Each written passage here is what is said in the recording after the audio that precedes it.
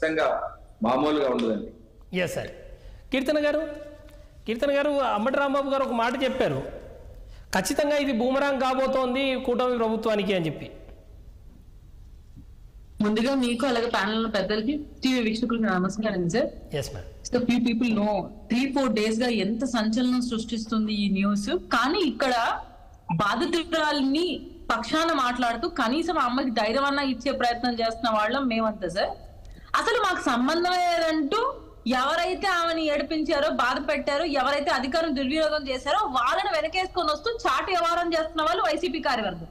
అంటే వీళ్ళకి ఎందుకు అంత అతి ఉత్సాహం అనేది నాకు ఫస్ట్ క్వశ్చన్ సార్. ఏదైతే మా టీడీపీ అధికార ప్రతినిధి అది అడిగారో అదే నాకు సేమ్ క్వశ్చన్. అసలు మీకు సంబంధం లేని ఇష్యూలో మీరెందుకు ఇన్వాల్వ్ అవుతున్నారు? బాధితురాలి పక్కన కాకుండా ఎవరైతే ఆమెను బాధించారో వాళ్ళ పక్షాన్ని ఎందుకు మాట్లాడుతున్నారు? అసలు అవసరం ఏమొచ్చింది?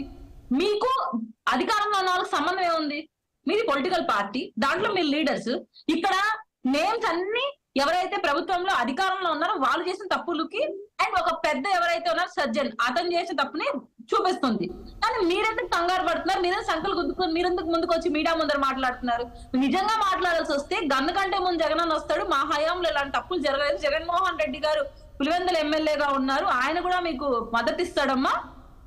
మేమందరం వస్తాము, నీ పక్షాన్ని నిలబడతాం. నిజంగా తప్పు జరిగి ఉంటే మేమే శిక్షలు ఇంప్లిమెంట్ చేసే విధంగా మేము ఉంటామమ్మా అని చెప్పాలి.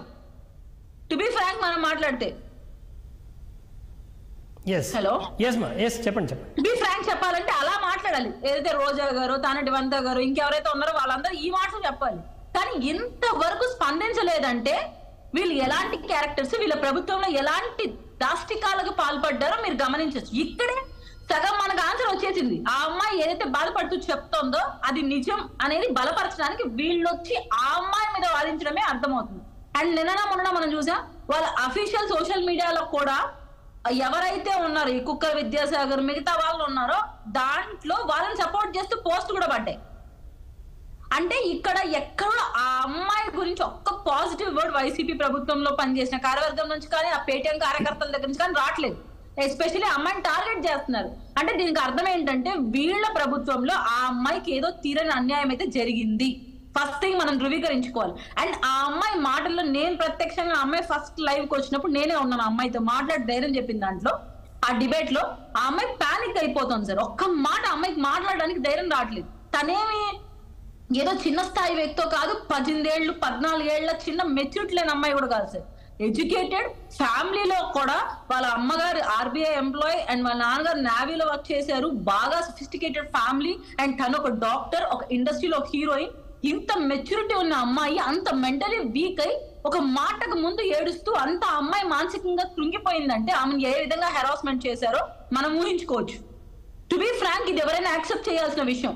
ఆ లెక్కన అమ్మాయి మానసిక వ్యధకు గురైతే కనీసం కన్సర్న్ లేకపోయినా బాధ లేదు, అమ్మాయికి ప్రొటెక్షన్ కల్పించాలని మమ్మల్ని అడగాల్సిన వైసీపీ ప్రభుత్వం ఇంతవరకు స్పందించకుండా రివర్స్ లో ఆమెకి నెగటివ్ గా మాట్లాడుతుంది అంటేనే దీంట్లో వైసీపీ రాజకీయ హస్తం అయితే ఉంది. వాళ్లలో ఎవరో పెద్ద వ్యక్తులు ఈ అమ్మాయికి టార్చర్ పెట్టడంలో ఈ ఐపీఎస్ ఆఫీసర్లకి ప్రెజర్ ఇచ్చైనా ఉండాలి, లేదు ఐపీఎస్ ఆఫీసర్ ని మనం ముందర పెట్టి అసలైన వ్యక్తి చాటుగా అన్నా ఉండాలి.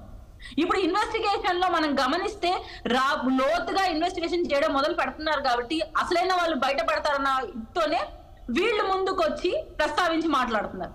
నా వరకైతే కనపడుతున్న ఈ ఐపీఎస్ ఆఫీసర్ అక్కలు విజయసాగర్ ఏదైతే ఆమెకు మానసిక వేద గురి చేశారో ఇదొక పాయింట్ ఆఫ్ వ్యూలో ఇన్వెస్టిగేషన్ జరిగితే అసలు వీళ్ళ వెనకాల వర్క్ చేసింది ఎవరు, ఆ సర్జన్ వెనకాల ఉన్న వ్యక్తి ఎవరు, అసలు ఈ వైసీపీ కార్యవర్గం ఎందుకు వాళ్ళు వెనకేసుకొని వస్తుందనే పాయింట్ ఆఫ్ వ్యూలో కూడా ఇన్వెస్టిగేషన్ జరగాలి. అండ్ వన్ మోర్ థింగ్, ఆ అమ్మాయి పడిన బాధ అయితే ఎవరు తీర్చలేంది సార్. ఒక మహిళగా, ఒక రాజకీయ పార్టీ నుంచి నేను మాట్లాడేది పక్కన పెట్టిన ఒక మహిళగా తీవ్రంగా కలిసి చెందే విషయాలన్నీ ఆ అమ్మాయి ప్రస్తావించి మాట్లాడింది అండ్ చాలా పానిక్ అయింది.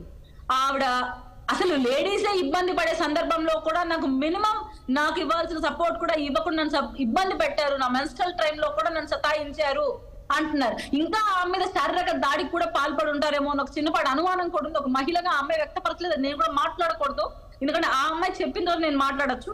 ఇప్పుడు నాకు ఆ అనుమానం కూడా ఉంది, ఎందుకంటే అంత భయపడడం ఎందుకు, అంత భయపడుతుందంటే ఆ అమ్మాయిని అంత హెరాస్మెంట్ చేసి ఉంటారు. సో ఏ మహిళ కూడా ఈ రాష్ట్రంలో సైలెంట్ గా ఉంటారు సార్ ఈ ఇష్యూలో మాత్రం. ఎందుకంటే మేము గుజరాత్ లోనో బీహార్ లో జరిగితే అది అక్కడెక్కడ జరుగుతోంది, అక్కడ అలాంటి ఎన్విరాన్మెంట్ ఉందేమో అనుకునే వాళ్ళం. మా ప్రాంతాలు అలా అవ్వకూడదని బాధపడేవాళ్ళం. ఈ రోజు మా ప్రాంతంలోనే గత ప్రభుత్వంలో ఇలాంటి హెరాస్మెంట్ పడింది అంటే నిజంగా మాకు భయం వేస్తుంది. బట్ బికాస్ మేమందరం ఇక్కడ మహిళలమే, మేమందరం కూడా వాళ్ళ వ్యతిరేకంగా మాట్లాడుతున్న వాళ్ళమే.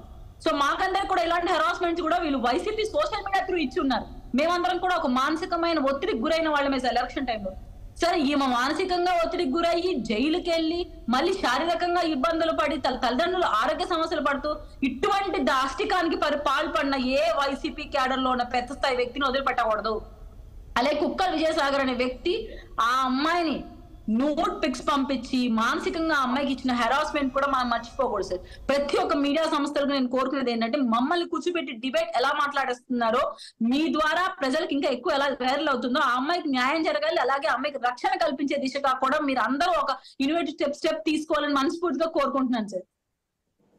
Yes madam, yes right. ఒకసారి కాంగ్రెస్ నేత ఉన్నారు రాజు గారు.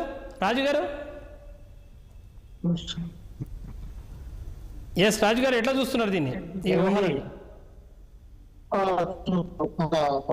ఇప్పుడు రాష్ట్ర వ్యాప్తంగా చాలా దారుణాలు ఉన్నాయండి. గత ప్రభుత్వంలో అయితే మాత్రం